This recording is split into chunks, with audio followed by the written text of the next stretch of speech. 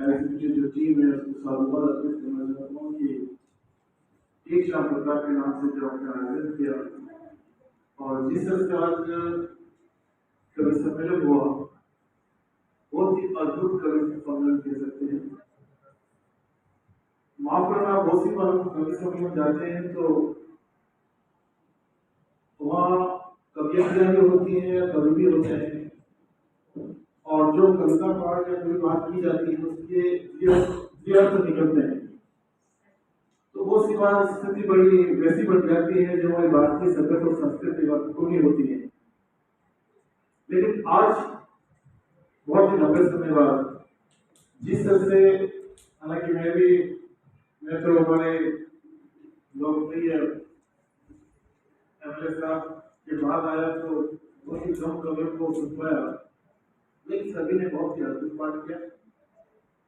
हमारे इस बहुत ही समृद्ध जो मंच है उसके विराजमान हमारे बहुत ही लोकप्रिय, बहुत ही जन के प्रिय और बहुत ही सरल और सर्वदय और स्पष्टवादी, कोई लोकलाज की जो लेना साथ देना, ऐसे हमारे जननेता हमारे एमएलए साहब का मैं अपनी ओर से हमारे विश्वविद्यालय में जो हमारे परिसर में प्रोग्राम हो रहा है, सभी का स्वागत और अभिनंदन करता हूँ।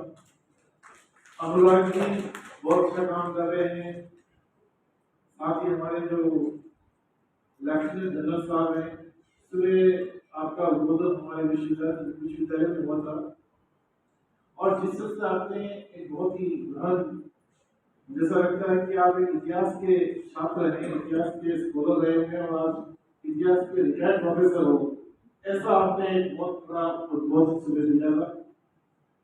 यहाँ विराजमान सभी शहर के प्रदूषण, साथ ही हमारे सभी कवि और कवियाँ भी, आप सभी सरस्वती पुत्र हैं और आप में जो सरस्वती पुत्र पे विराजमान है अपने जवाब पे, सभी ऐसे बोल रहे जैसे कि फूल बरस रहे हो।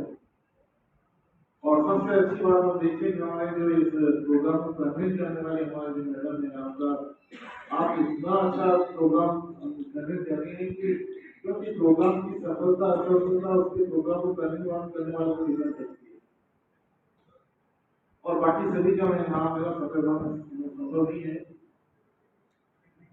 सबसे पहले मैं प्रताप की कुछ बात कहना चाहूंगा और 3-4 मिनट में मेरी बात को समाप्त कर दूंगा कि भोजन इंतजार कर रहा, समय ज्यादा हो चुका है।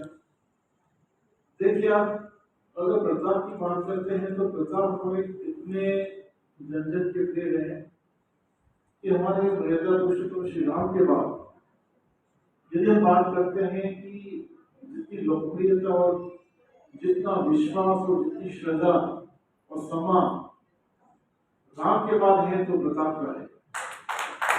तो प्रताप का क्यों है, जैसे भाई साहब ने सबने बताया कि जो स्वाधीनता का जो बात करते हैं, आज हम आजादी के 75 साल मना रहे हैं, अमृत महोत्सव कर रहे हैं, इस सब महोत्सव की जो बातें हैं उसका शुरुआत करी है वो प्रताप ने।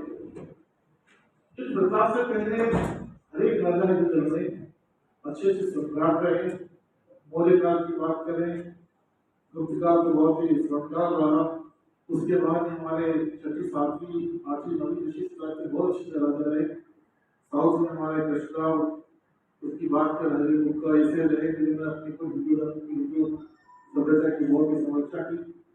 लेकिन जो बात प्रताप ने करी वो बहुत हटके थी। प्रताप ये चाहते थे कि हम तो हम किसी को अपने वश में करें, गुलाम करें और हम दूसरे के गुलाम बने। इस स्वाधीनता की बात है, उनका यहाँ तक मानना था कि पशु पक्षी को भी हम गुलाम बना के नहीं रखें। तो ऐसे व्यक्तित्व का जो जहाँ से हम उसके बाद देखते हैं कि हमारे जो आजादी की जो लड़ाई लड़ी गई थी, पहली लड़ाई हम 1857 की क्रांति मानते हैं, उसके पीछे भी जो मेन जो उत्साह था, वो जो संचार हुआ था, वो प्रताप के माध्यम से हुआ था। लोगों ने प्रताप और शिवाजी को याद करके ये पूरी संरचना बनाई और गीत शुरू हुआ था। तो मैं इस अवसर पर प्रताप पे कुछ पंक्तियां हैं जिनको मैं आपके सामने दोहराना चाहूंगा। और पंक्तियां मेरी अपनी ही है क्योंकि मैंने कवि हूँ, मैं साहित्य का हूँ, मैं कंप्यूटर का और कॉमर्स का विद्यार्थी रहा हूँ और उसमें मैं इस तरह से कुछ करने में असक्षम हूँ। लेकिन श्याम नारायण पांडे की कुछ कविताएं मैं आपके सामने लगा हूँ। तू भारत का गौरव, ये प्रताप के बारे में मैंने कहा था, तू भारत का गौरव है, तू जननी सेवा रत है, सच कोई मुझसे पूछे, सच कोई मुझसे पूछे तो तू ही भारत। और कवि ने इतनी अच्छी खूबसूरत अपनी जो एक कह सकते हैं उनके लिए जो आदरांजलि दी है प्रताप के प्रति बहुत ही अद्भुत है। इस अवसर पर मैं एक कवियत्री जी ने बहुत अच्छी बात कही, ज्यादा चीजें मुझे याद नहीं रख पाई, लेकिन एक बात सी कही थी जो आज की परिप्रेक्ष्य में बहुत जरूरी है, क्योंकि हम जिस देश में रहते हैं उस अगर शांति सुखी की बात करते हैं, वासुदेव कुटुंब की बात करते हैं, और आपने बताया कि पानी का रंग और हवा का रंग हमारे इस कंट्री में नहीं है। पानी का अगर आप रंग पूछो क्या है और हवा का अगर धर्म हो जाए तो बात ही खत्म हो जाएगी। तो बहुत अद्भुत, क्योंकि देखिए आपकी कविता जो होती है ये जीवन जीने की शिक्षा भी देती है।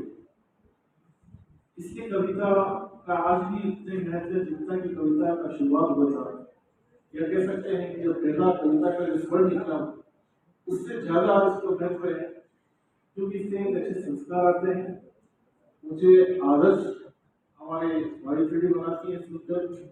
एक कविता सुनने के बाद एक धारणा जो बनती है बहुत ही पवित्र धारणा बनती है और अटल धारणा बनती है, धैर्य आती है, एक कमिटमेंट आता है देश के प्रति, समाज के प्रति, अपने प्रति, और हम अंदर जान के देखने की कोशिश करते हैं कि हमारे अंदर में स्व है वो बाहर आना नहीं आ रहा है, और जब तक आपका स्व बाहर नहीं आएगा आप बिल्कुल पशु जैसे। तो हम अंदर क्या है, पहले हमारी शुरुआत करें। तो कविता की बहुत ही इसमें एक राजश्री गडकरी ने जो कविता के बारे में बताया मुझे बहुत अच्छा लगा, और उन्होंने कविता के में लिखा कि यदि किसी के पास अच्छी कविता है तो उसे विशाल राज्य की क्या आवश्यकता है। और आप देखिए कि ये जो चीजें हैं वो कविता के माध्यम से लिखी जाए। जहाँ तक मानव जीवन की बात करते हैं तो कविता एक संजीवनी की तरह काम आती है। आप देखिए हमारे ऐसे बहुत से उदाहरण हैं जिसमें हमारे शासक कुछ ऐसे निर्णय लेने लगे, लेकिन कविताओं के माध्यम से हमारे कवियों ने उनको वापस रास्ते पर ला दिया। समय बाद उसका ज्यादा जिक्र पॉसिबल नहीं है। कविता अपने आप में केवल तुकांत का या अतुकांत के विषय नहीं है, अभी तो कविता जीवन दर्शन सुन जाती है और हमें राह दिखाती है। अभी जहाँ तक हमें इतिहास की बात हो रही थी, भाई साहब को पता है सभी और अनुराग जी को पता है कि इतिहास संकलन समिति हमारे बहुत अच्छा काम कर रही है। उसके जो सचिव हैं पांडे साहब, उन्होंने पूरे देश में घूम घूम कर और एक पूरा ऐसा एक राष्ट्रीय स्तर की इतिहासकार को उद्घाटन किया है, और हमारे विश्वविद्यालय राजस्थान विद्यापीठ बहुत ही सौभाग्यशाली है कि उन्होंने कम से कम 3 संगोष्ठियां इस इतिहास संकलन से संबंधित हमारे यहाँ करी, और उन्होंने पूरा कहा है कि अपने साक्ष्य के आधार पर हम ऐसा इतिहास लिखते हैं उसके बाद उस इतिहास को कोई वापस परिवर्तन करने की चेष्टा नहीं है, क्योंकि जो इतिहास है वो वास्तव में इतिहास में बहुत ही खुशियां हैं, बहुत ही इसमें पूरा वर्कशॉप हो सकती है। मेरे ख्याल से चौबे साहब को बहुत ही जागरूक और बहुत ही एक्टिव है, तो कभी इतिहास से आप लोग संगोष्ठी कराएंगे तो अपन बातचीत करेंगे, क्योंकि माहौल बहुत ही मतलब क्या कि भाषण से होते हैं जैसे में किए नहीं जाते हैं, करने भी चाहिए। विद्युत साहब ने जो जिस तरह से भोग के जो बातें करी वो हमारे रोकते खड़े करती है। अगर हमें लगता है कि अगर हमें वास्तव में विद्युत में जाना हो तो अभी तो चीजें फतेह कर चुके होते हैं। तो ये कविता कवियों की ये चीज होती है। तो मैं इस माहौल को थोड़ा सा हल्का करने के लिए अलग दिखाने की कुछ पंक्तियां हैं जो मैं आपके सामने प्रस्तुत कर रहा हूँ। हो सकता है उसको प्रस्तुत करने में वो रंग तो नहीं आया कि जो आप लोग करते हैं। लफ्ज थोड़े मरोड़े तो गजब हो गई, लफ्ज थोड़े थोड़े तो गजल हो गई, सब लतीफों के फोड़े गजल हो गई। लीद करके अदीबों की महफिल में कल, लीद करके अदीबों की महफिल में कल, ही सुनाए जो घोड़े तो गजल हो।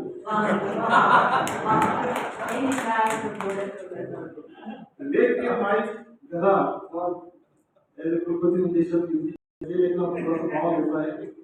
लेके माइक गधा, अच्छा मेरा शब्द नहीं है, अलग इनका नहीं वर्षिप में। लेके माइक गधा एक लगा रैंक में, हाथ पब्लिकन जोड़े गजल हो गई। एक लास्ट पंक्ति है वो बहुत अच्छी लगी मुझे। पंख चींटी के निकलने बनी साहिरा, पंख चींटी के निकले बनी साहिरा, आन लिखते मकोड़े गजल हो गए। तो इन सुनों के साथ आप सभी का बहुत बहुत आभार। एक ऐसा प्रोग्राम हमारे इस राष्ट्र मित्र के परिसर में हुए, निश्चय हम प्रताप को याद करते हैं, लेकिन साथ के अवसर है कि आज के दिन हम हमारे इस संस्था के जो फाउंडर हैं जनरल है उनको भी याद करें, क्योंकि आज़ादी के 10 साल पहले ये संस्था 21 अगस्त 1937 को बनी और आज़ादी के 10 साल पहले किसी इस तरह से शिक्षा संस्था को खोलना एक बहुत बड़ी बात होती थी। इस दक्षिण अंचल की जो राजस्थान की जनता है उसके लिए इस संस्था ने बहुत दिया। हम सभी आप सभी के आशीर्वाद से अभी भी जनरल के बताए हुए जो राह है, उनके रास्ता है, उनके जो उद्देश्य है वो उसको पूरा करने का सतत प्रयत्न कर रहे हैं। और निश्चय ही हमें इस जो सफलता मिल रही है, आज हमारी इंडियन यूनिवर्सिटी है, आज हमारे पास 10 लाख से ज्यादा विद्यार्थी हैं, इसका श्रेय मैं आप सभी के आशीर्वाद को देना चाहूँगा। Thank you. बहुत बहुत धन्यवाद और सादर आभार। मैं